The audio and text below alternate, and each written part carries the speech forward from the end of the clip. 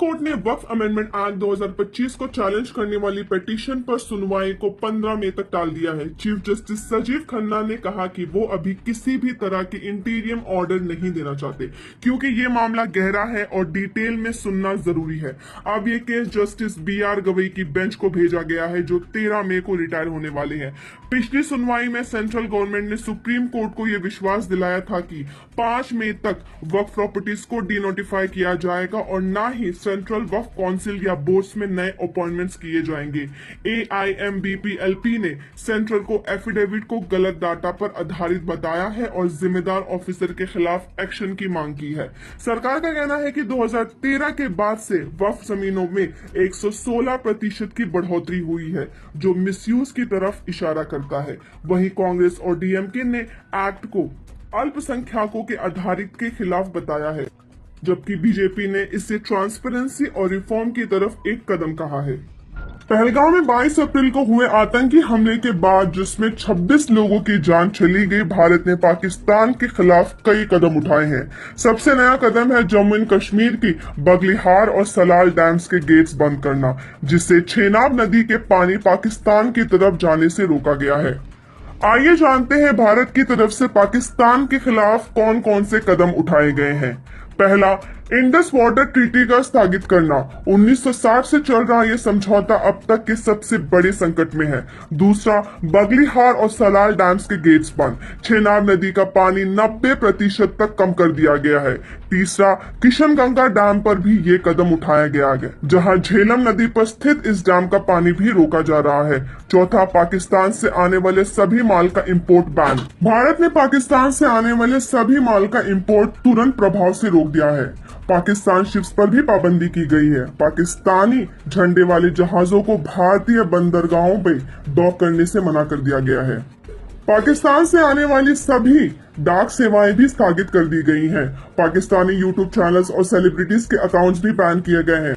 16 YouTube channels और कई celebrities के सोशल मीडिया अकाउंट्स को ब्लॉक कर दिया गया है। 8वां, सार्क वीजा एक्सेप्शन स्कीम की समाप्ति। पाकिस्तानी नागरिकों के लिए ये स्कीम अब लागू नहीं है। 9वां, डिप्लोमेटिक स्टाफ की संख्या में कटौती। भारत ने इस्लामाबाद में अपने डिप्लोमेटिक स्टाफ की संख्या 55 से 30 कर दी है। 10वां, आतंकवादियों के घर गिराए गए। पुलवामा, बंदीपुरा और कुपवारा में आतंकवादियों के 9 घर गिराए गए हैं। पाकिस्तान ने बगलिहार डैम के गेट्स बंद होने पर विरोध व्यक्त किया है और इसे युद्ध की घोषणा तक कह दिया है। वहीं भारत ने इस कदम को अपने हक का प्रयोग बताया है। UN सिक्योरिटी काउंसिल में भी इस मुद्दे पर चर्चा हो रही है। भारत ने अपने स्टैंड को स्पष्ट करते हुए कहा है कि आतंकवाद के खिलाफ ये कदम जरूरी है। इस स्थिति में दोनों देशों के बीच तनाव बढ़ता जा रहा है। भारत ने अपने नागरिकों की सुरक्षा के लिए ये कदम उठाया है, जबकि पाकिस्तान ने इसे अपने विरुद्ध कार्रवाई बताया है। आने वाले दिनों में इस तनाव का क्या परिणाम होगा ये देखना होगा। इजराइल ने गाजा के पूरे इलाके पर कब्जा करने का प्लान तैयार कर लिया है। ऑफिशियल्स के मुताबिक ये कदम हमास पर प्रेशर बनाना और हॉस्टेजेस को छुड़वाने के लिए उठाया गया है। इजराइल की सिक्योरिटी कैबिनेट ने प्लान अप्रूव किया है, जिसमें हजारों पैलेस्टीनियन को साउथर्न गाजा शिफ्ट करने का भी जिक्र किया है। आर्मी चीफ ने कहा है कि नए एरियाज में भी ऑपरेशन होगा। गाजा में पहले से ही 52,000 से ज्यादा लोग मर चुके हैं और 90% से ज्यादा पॉपुलेशन अपना घर छोड़ चुके हैं। इजराइल चाहता है कि सीज फायर उसकी शर्तों पर हो, जबकि हमास पूरा युद्ध खत्म करने की बात कर रहा है। प्रेसिडेंट डोनाल्ड ट्रंप ने घोषणा की है कि अब से फॉरेन मेड मूवीज पर 100% तक टैरिफ लगेगा। उनका कहना है कि दूसरे देश हॉलीवुड को कमजोर कर रहे हैं और अपनी प्रोपेगेंडा फिल्म से US को नुकसान पहुंचा रहे हैं। ट्रंप ने कहा, मूवी इंडस्ट्री अमेरिका में मर रही है। उन्होंने डिपार्टमेंट ऑफ कॉमर्स को ऑर्डर किया है कि ये नया रूल तुरंत लागू हो। ट्रंप ने क्लियर बोला है कि we want movies made in America again. इस मूव से बॉलीवुड और दूसरी ग्लोबल इंडस्ट्रीज पर बड़ा इम्पैक्ट पड़ सकता है। पहलगाम हमले के बाद में भारत की सेना फुल एक्शन मोड में है। IAF चीफ ने प्रधानमंत्री नरेंद्र मोदी जी को बताया है कि एयर फोर्स हर जवाब के लिए तैयार है।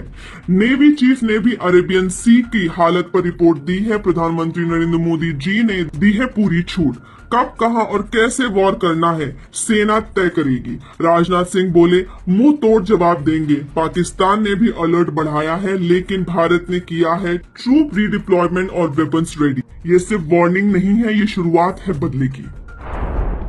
महाराष्ट्र की महायुति सरकार में फिर से तूफान। शिवसेना के मंत्री संजय शिरसाट ने एनसीपी के अजित पवार पर 400 करोड़ SC/ST फंड लाड़की बहन योजना के लिए डाइवर्ट करने का आरोप लगाया है। शिरसाट बोले, हमें बताया तक नहीं गया, क्या सोशल जस्टिस डिपार्टमेंट बंद कर दे। सेना नेता नाराज, बीजेपी चुप, पुरानी शक भी जिंदा। पवार पर अपने पार्टी एमएलए को ज्यादा फंड देने का इल्जाम लगाया गया है।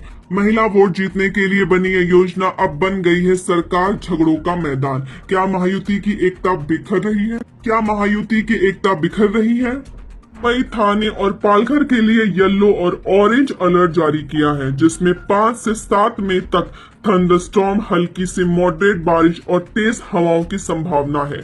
मुंबई में 5 मई को हल्की बारिश के साथ 33 डिग्री सेल्सियस तक तापमान रहने की उम्मीद है। 6 मई से मौसम तेज हो सकता है, जिसमें तूफान और 30 से 40 किलोमीटर पर आवर तक हवा चल सकती है। आईएमडी ने महाराष्ट्र के कई हिस्सों में ऑरेंज और येलो अलर्ट्स दिए हैं। लोगों से कहना है कि वो बारिश और तेज हवाओं से बच के रहें। कर्नाटका सरकार ने शेड्यूल कास्ट सब कास्ट का सर्वे शुरू कर दिया है, जिसके मकसद है SC कम्युनिटीज के अंदर इंटरनल रिजर्वेशन को सही रूप से लागू करना। ये सर्वे 3 फेसेस में होंगे। 5 से 17 में door to door data collection किया जाएगा। वहीं 19 से 21 में स्पेशल कैंप्स होंगे। वहीं 19 से 23 में को ऑनलाइन सेल्फ डिक्लेरेशन होगा।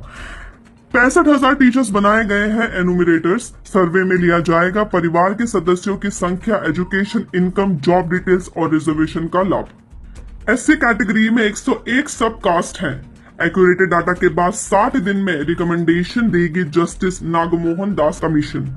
जानते हैं कास्ट सेंसस क्या होता है? कास्ट सेंसस एक ऐसा सर्वे होता है जिसमें लोगों की जाति से जुड़ी जानकारी कलेक्शन की जाती है, जैसे उनका कास्ट ग्रुप, एजुकेशन, इनकम, रोजगार और रिजर्वेशन का लाभ। लेकिन इसका असर क्या होगा, जानते हैं।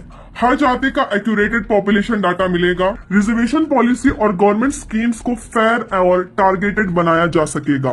जो जातियां पीछे रह गई हैं उन्हें ज्यादा अपॉर्चुनिटीज मिल सकेंगी। पॉलिटिकल और सोशल लेवल पर रिप्रेजेंटेशन बढ़ाने में मदद मिलेगी। लेकिन कुछ ग्रुप्स इसे लेकर प्रोटेस्ट और कंफ्यूजन भी जता रहे हैं, क्योंकि जाति का डाटा सेंसिटिव होता है। ये सर्वे कर्नाटका के लिए एक बड़ा कदम है, स्पेशली जब SC कैटेगरी के अंदर इंटरनल बैलेंस को दूर करने की बात हो रही है।